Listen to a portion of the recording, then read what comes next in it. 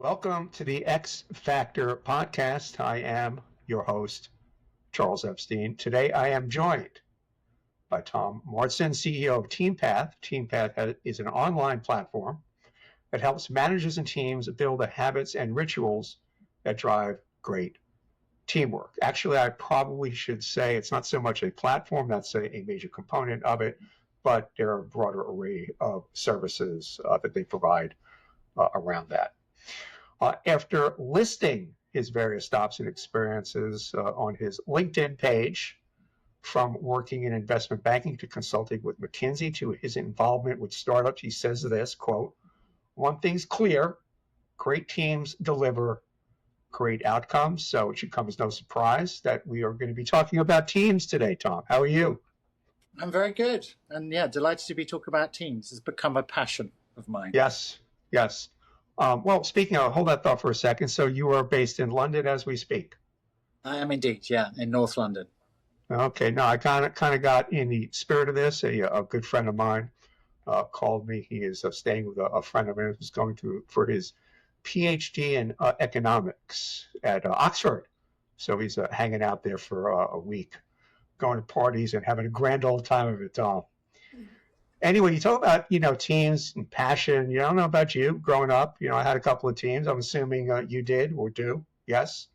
I do indeed, yeah. I'm a avid football or soccer fan for the US audience. And my team is Arsenal, which is just around the corner from where I live. And their arch rival is it Manchester United? That's their arch rival? How does that work? Well, the local rival is Tottenham Hotspur Spurs. That's our sort of real arch rival. There was a period where there was an intense rivalry with Manchester United when Arsenal and Man U under Alex Ferguson were the two top teams in the UK. So there was a pretty intense period there, but it's changed now. Oh, okay. I don't know about you, but here, teams, professional sports teams, there's so much change, more than ever before. It's interesting because players, it's always been transactional. You go back and, they recognize very early on, it's a business, you get traded, it's kind of upsetting, your whole world has changed, but they recognize, fans a little bit less so.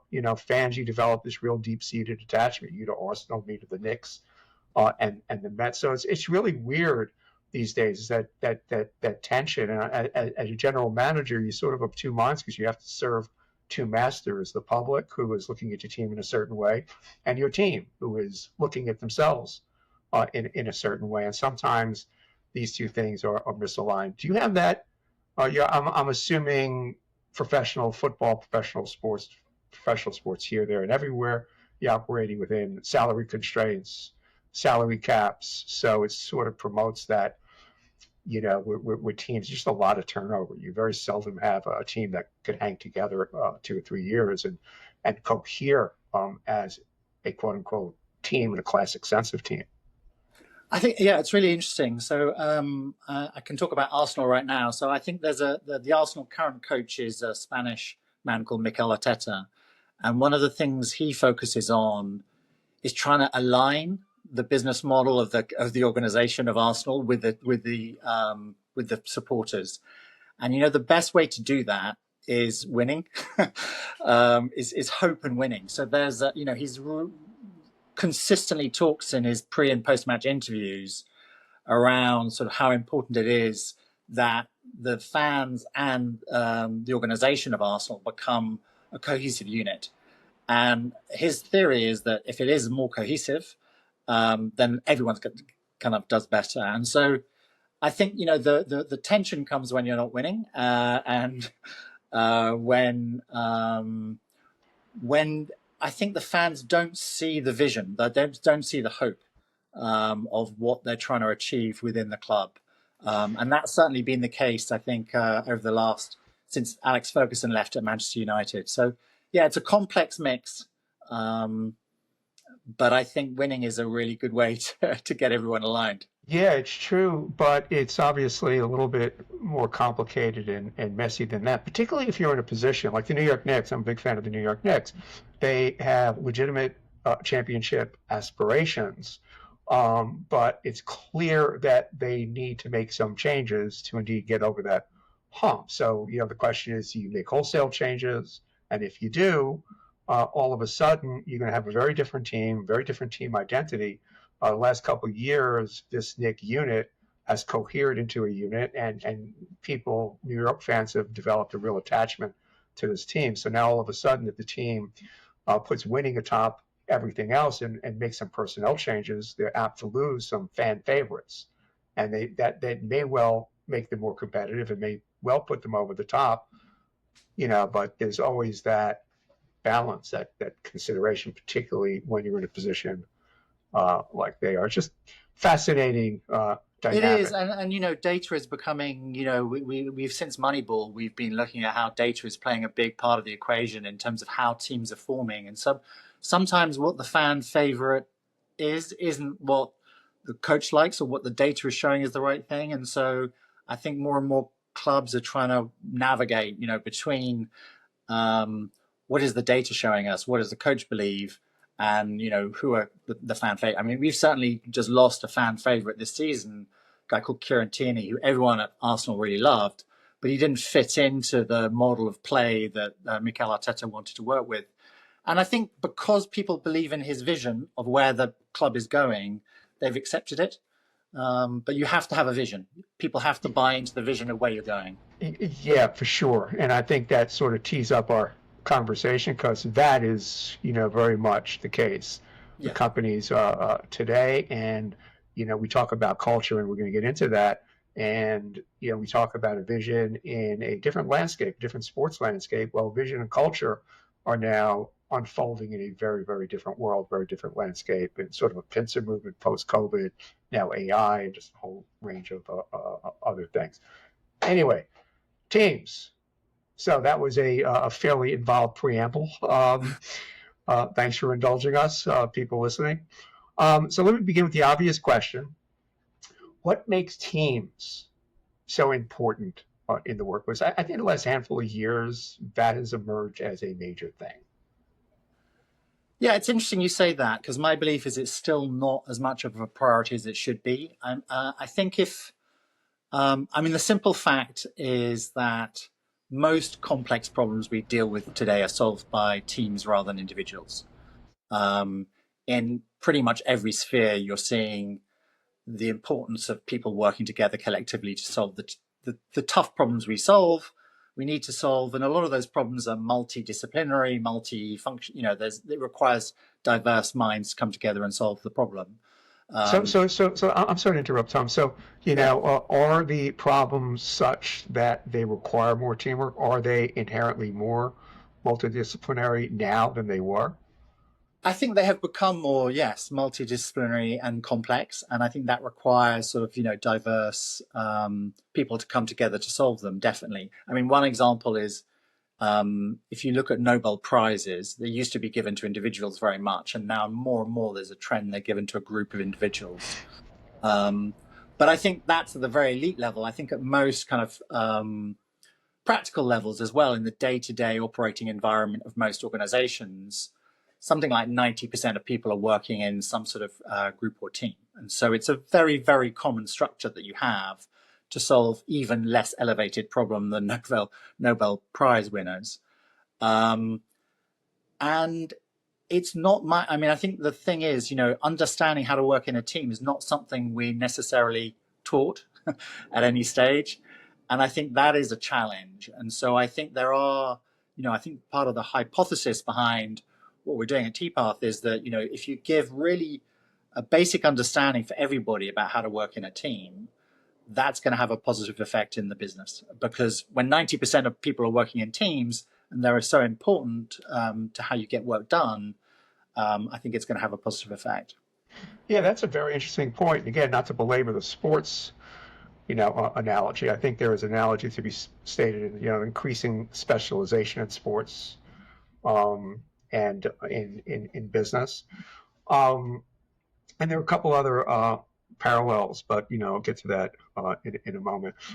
So, what makes a great team? What are the two or three components or ingredients across the board, small organization, large organization, that are the fundamental components of a great team?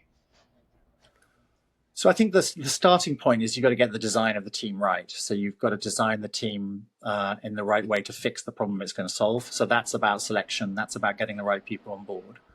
Um, Beyond that, once you've got teams up and running, I think there are probably three things you could point to. One is clarity about where you're going, and we were talking about this in terms of the vision of the team, but it goes a bit more operational. I think you need a clear vision of where you're going. You need clear kind of goals. You need sort of a clear standards of how you're going to work together. So clarity is key. If you don't have clarity in terms of what you're trying to achieve as a team, it's going to be difficult to make the team work. I think the second thing is culture. There's a lot of discussion at the moment around the importance of psychological safety, which came out in the Google research about being important for teams, that people can speak up and say what they really think. I think sometimes what is forgotten about the work Amy Edmondson did is the culture is not just about being able to speak up, it's also about having high standards. So you've got to maintain high standards of what you expect from each other. And you see that in sports teams, teams that are able to challenge each other, to push each other further. That's a critical ingredient for making a team work. And then I think the third thing I'd identify is teams need to adapt and learn. We are typically working in cycles of experimenting and learning and adapting what we do. And so a team needs to be able to reflect and adapt to how they're working. The psychological safety is essential for that, but that adaptive process within a team is more and more important, I think. Yeah, no. Well, speaking of adapting, um, how does leadership need to adapt to be better at leading teams? We already talked about some changes in the way business is done, the way organizations are structured. And you also spoke, and we spoke at length in the lead up to this, about you don't learn how to lead or even perform in teams. And that's sort of the other analogy to sports. There are some people who are great one-on-one players, but they are incapable of adapting their great talent to a team concept. And there are people who actually are better when they work within the context of teams, in part because the skills lend themselves to it, but they have that mindset. So, given all that, what do leaders need to do to be better at leading teams? I think the first thing to do is just to recognize that leadership is a team sport. It's not an individual. It's not something you go and learn individually and get a better at individually. It's what you take back to the team that's critically important. And I've been through, many programs in my career. As you said, I worked in sort of finance and then consulting on quite a few leadership events. But the bias in most leadership programs is to take the leaders off. They have a lot of, focus on me, and not enough focus on what they're going to do with the team afterwards. Is my first would be my first point. Yes, it's really important to understand yourself as a leader, but actually, what's critically important is what you're going to do, how you're going to bring that out in the team, and how you're going to make the best of the people that you're leading. So I think putting that center stage is key. I think the other thing increasingly that leaders need to do, and it comes back to this adaptability, is increasingly we're seeing teams that are not stable and set in stone for years on end. They're kind of coming together in a much more dynamic, fast-moving sense, and so leaders need to be able to bring people together, create those conditions, as I talked about earlier, in terms of sort of a vision of where we're going, safety in a team that people feel free to speak up, even if they don't know each other, and learn and adapt. And they need to do that in sort of fast-moving environments. So I think that's a particularly important role in leadership at the moment. So it is something that can be taught. Well, I probably should hold that question because that probably leads us into a conversation about TeamPath and what it is you do to inculcate some of these good habits and leadership and so forth. By the way, as an aside, are you a Led Zeppelin fan? I wouldn't say I'm a fan. What's the word I'm looking for? I think that An I admire appreciator? them. You were Appreciator, yeah. okay. You're an appreciator.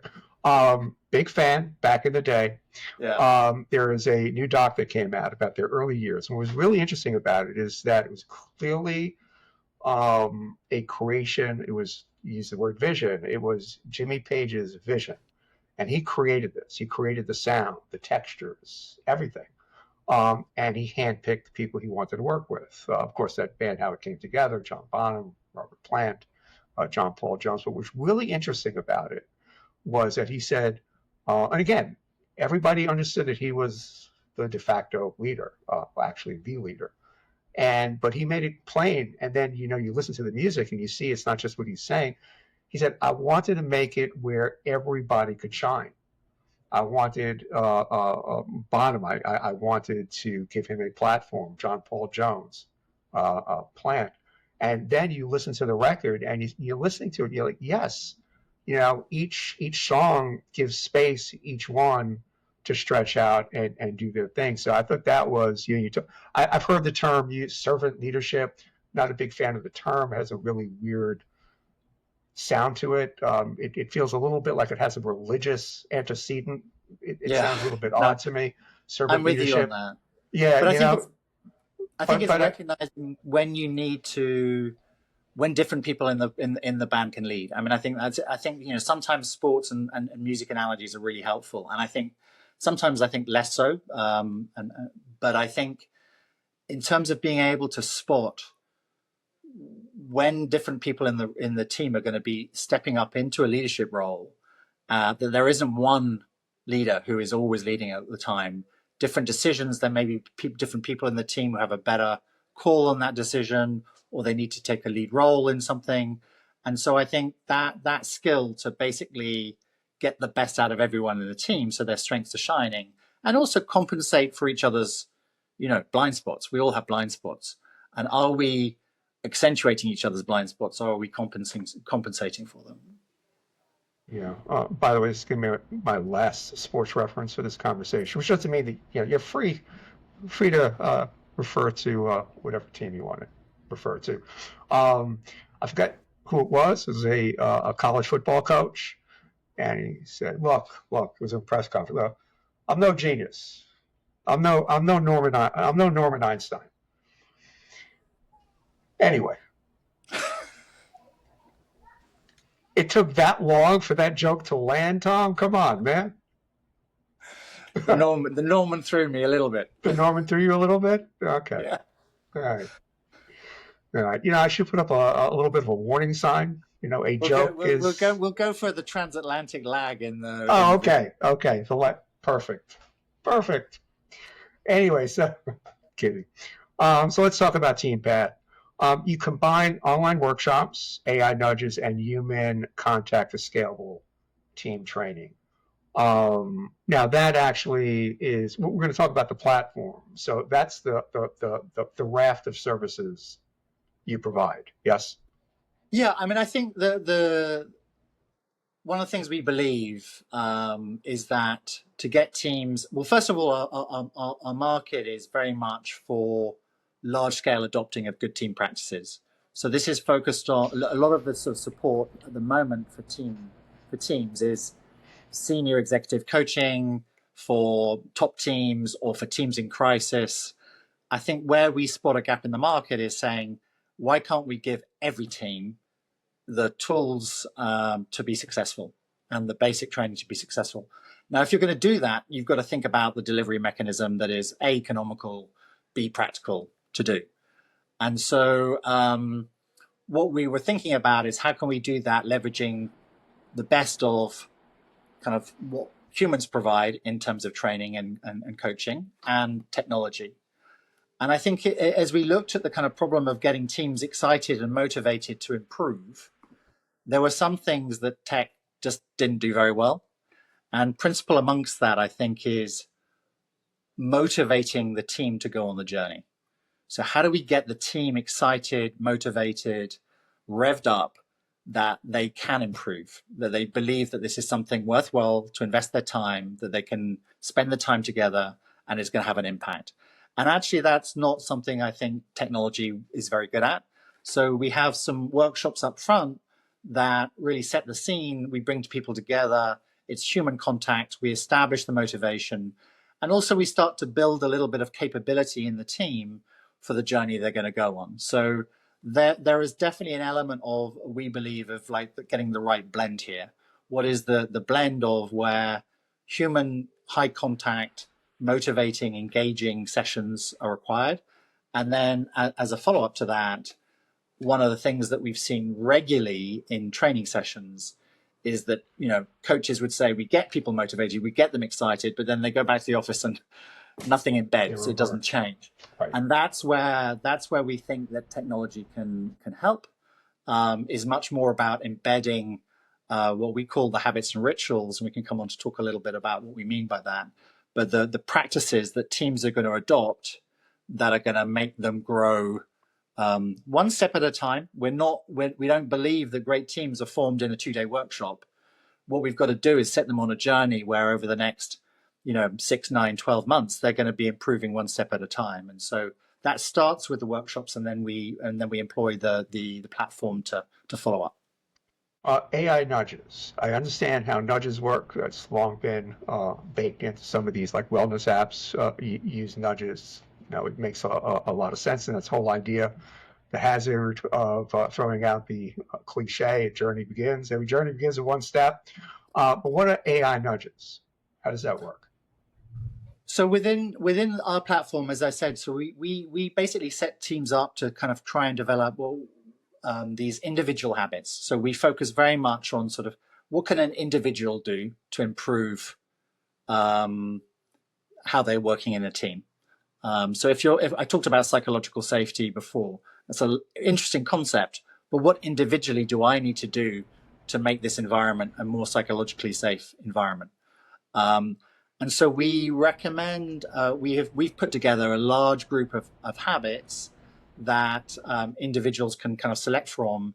But where AI is really, really useful is helping me find and search the right one for me in any particular context. So it's that contextual search that we're using. And then after that, in terms of follow-up, the kind of coaching to say, well, how is this going? Are these habits starting to form? And then troubleshooting with the individual to see whether there are things that they might do to sort of embed that habit more effectively in their work practice. And then we have the same principle for what we call team rituals. And team rituals are basically, teams are obviously kind of not only about individuals, they're about the collective. And a ritual is, we've looked a lot at sort of what happens in sort of agile practices when great agile teams are working effectively, and what team coaches recommend. And they're basically about good conversations that team have to set the direction for what they're going to do for the next few weeks, or run a retrospective to see how things have gone. And we describe this collection of activities as rituals. And the same things apply. AI can help you find the right ritual, but coach you on the journey to embed that more effectively. Yeah. So give us a sense of 1, 2, 3 habits that you're looking to inculcate. Well, this is where it's, so we've got several hundred that we recommend, and it very much depends. So if it's around psychological safety, for example, it might be the habit that I test out for a particular period is to sort of invite participation in a meeting earlier. So I might be the sort of leader who tends to lead the meeting for the first, half an hour I'm talking. And actually what I need to do is spend that first 5 minutes inviting participation from everyone in the session. Another habit might be, I want to prioritize my work better. So I'm going to do a little prioritization session at the beginning of the day or the beginning of the week that helps me really focus on the most important task. And there are different kinds of prioritization kind of tips and techniques we offer. So habits, the key thing about the habits we've developed, they're very practical. So it's all about the doing. And we actually were big fans of a Stanford professor called BJ Fogg, who talks about tiny habits.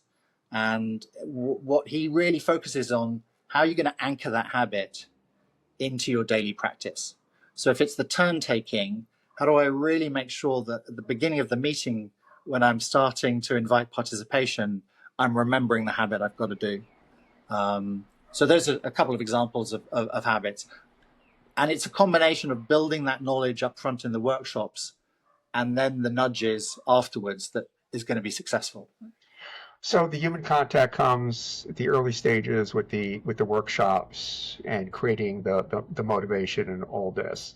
Are there any other points where human contact or people have human contact or that's made possible? Yeah, it's I mean, one of the things we think is can be very effective is to have sort of booster sessions along the way. So the as I said, sort of for behavior change to happen, motivation is key, but motivation is a sort of fickle friend. It kind of comes and goes. Sure. And so what we're trying to do is make it much easier to do the habits and rituals by having these kind of nudges and templates that you can use. But also you may want a session down the line where you get another human session and you're having a booster. Maybe it's focusing on a different set of problems that you want to solve. And so you can boost the session. So at the start and then as you see fit to boost the practice as you go. Now, if I am a member of a team and my team leader is taking the step of moving us into the TeamPath process, if you will, um, as a team member, in your experience working with organizations and team leaders and teams, do they make involvement mandatory? Is there a minimum level of involvement, a minimum amount of time? Is there anything mandatory about using this platform as a team member? I mean, my general belief is mandatory doesn't work when you're coming to this kind of thing. It's kind of hard to, and that's why we focus on sort of how do we get to motivate people and get them interested to do this, get involved in this kind of practice. So I don't think we can mandate it, but what you can do is you can have some sort of, so actually what we do is we sort of ask teams to commit to a certain level of practice. So in a sports team, you might say you're going to come up to training on time and you're going to do the drills. And that's essential. If you don't do that, that's the minimum level. So we ask through the onboarding of this, we're sort of encouraging teams to buy into this concept of habits and rituals that will over time change how they work. And then we ask them to actually make a commitment. And there's a lot of psychological benefit in just that process of making a commitment to do something. And once they are committed, then you can remind them of that commitment. You can have a little bit of social proof to show who is actually sort of testing out the habits and engaging in the rituals. But I think it's a little more subtle than mandating for it to really work. Yeah, yeah. No, I was just curious about that. I could even see sort of a reward component in this to promote of things. But as you know, and as most people who've done any kind of work or research into this, the intrinsic motivation is the Yes. key. And I think this is where we do believe it's about tapping into that intrinsic motivation, because I think there is a massive intrinsic motivation to want to be working in an effective team. What's not to like about that? right. It makes you more effective. It probably enhances the whole working environment in the team. It probably makes your career prospects better. So I think there is a real opportunity to tap into that intrinsic motivation, but you sometimes need to explore a little bit because people are a little bit cynical. You need to uncover it. Yeah, for sure. When we spoke, you referred to this Procter and Gamble research showing that teams incorporating AI were more productive and had better relationships.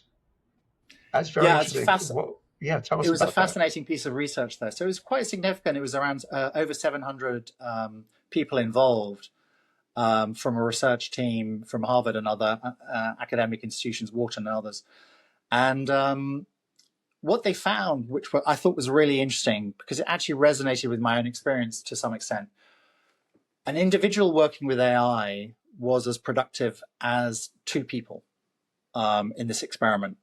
So in terms of quality of output, an individual working with AI could achieve what two people without AI could achieve in terms of quality of output. And that was really interesting in its own right, but perhaps more surprising were some of the other findings. So another finding was working with AI was enabling different disciplines to understand each other a little bit better.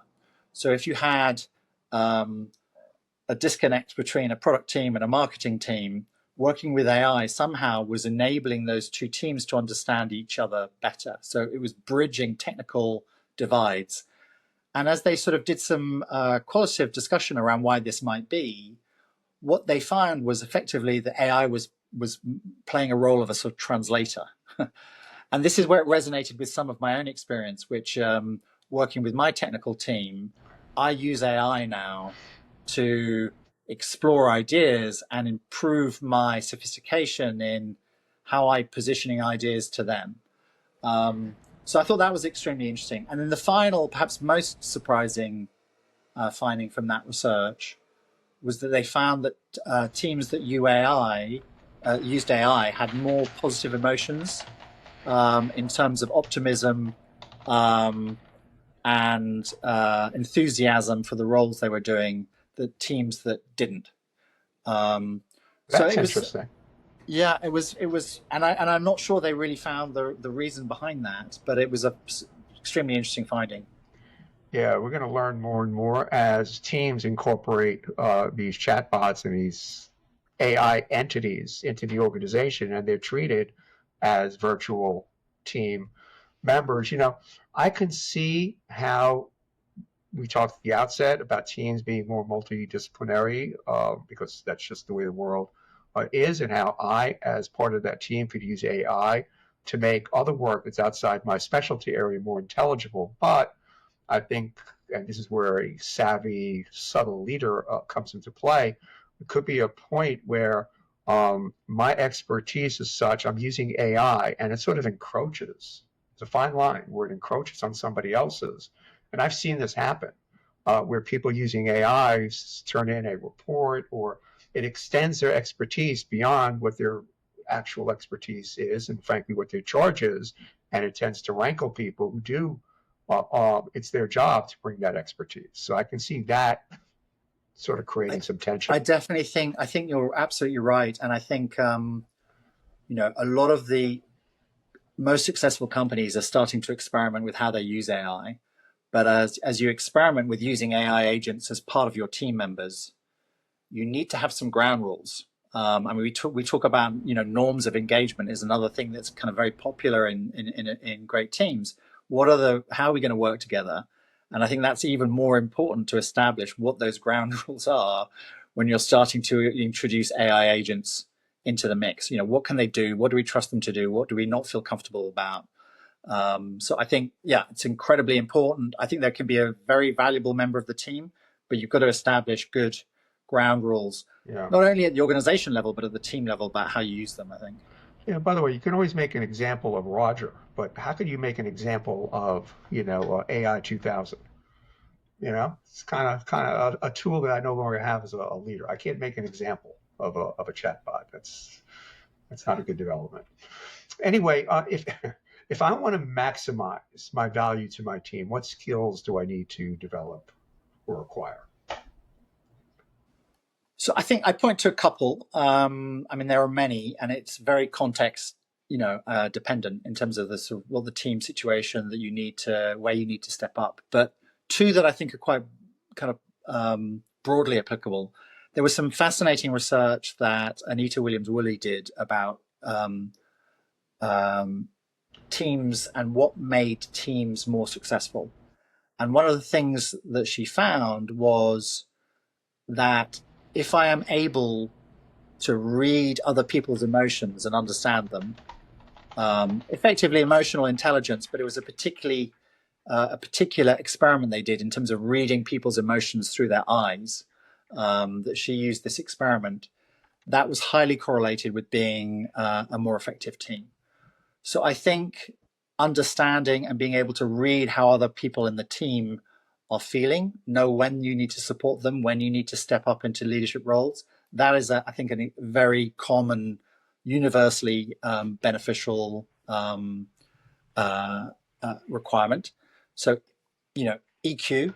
I think the other one, to be on topic, increasingly, I think the AIQ, to coin a phrase, is going to be more important. If I can bring productively AI into work in terms of my sphere within the team, I think there's a lot of organizations and leaders that will be looking for that skill set as well going forward. So it's a much more emergent requirement, that one, but I think it's going to become very important. So to sum up, be better at being human. Well, yeah, be better at being human is maybe the EQ piece, but also be smart at knowing when to use a non-human. Good point. Good point. Anyway, Tom, any last thoughts? No, it's been really nice to speak to you. I just hope that Arsenal take my advice and we have a great season next season. I wish you all the best. I'm assuming you're wishing me likewise the best for my Knicks and my Go Mets. Knicks, definitely. Thank you very much. I appreciate Thank you. that. I Yes. wish I didn't have to coax it out of you and put words in your mouth, but hey, look, it's okay. It's okay. Tom, really do appreciate it. I've been looking forward to speaking with you. And as I've been saying, just about everybody who comes on these podcasts, things are moving so fast that this conversation may look and sound very different. We're going to have it a little bit down the road because things will have changed. And I'd love to have you back on a little bit down the road and talk about some of those changes and what you guys are up to. I have no doubt in 2 or 3 years' time, it's going to be a different environment still. Yeah, I'm actually talking 6 months. I'm starting to use the phrase AI time. Yeah, yeah, well, it's I don't true. know exactly what the calculation is, how AI differs from geological time, or how it differs from chronological time, or how it differs from internet time. But surely I think there's I some think as form. always it'll be the humans that slow it down for the good and the bad.